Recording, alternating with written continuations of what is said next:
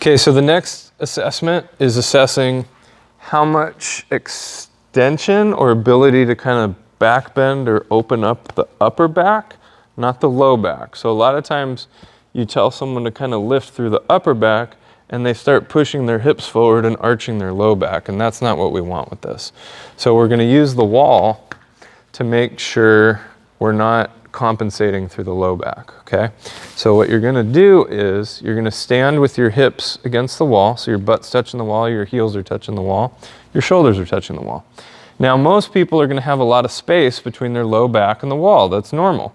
But for the sake of this assessment, you're gonna try to get your low back by squeezing your abs and kind of tucking your pelvis. You're gonna try to minimize the amount of space between the wall and your low back. Your low back doesn't have to touch, but we want as kind of little space as we can get there. Once you've done that, so you've tucked your pelvis, you kind of push your abs toward the wall and your low back toward the wall. You're gonna try to get your hands to touch the wall or as close as you can. And then you're gonna slowly reach up as high as you can, sliding your hands up the wall, and slowly down, trying to pull your elbows toward your rib cage as low as you can. And so we wanna see how high you can reach without doing that and arching away from the wall. So keep your body close to the wall and slowly slide up and down.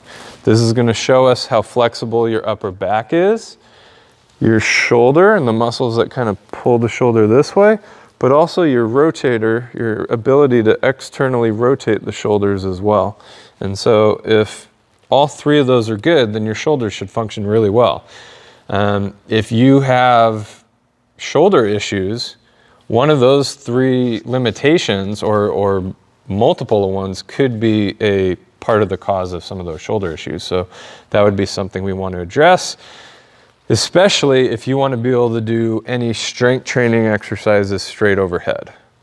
Okay, if you want to be able to do shoulder press or other overhead weightlifting exercises, we want to make sure that you have that flexibility and mobility, okay?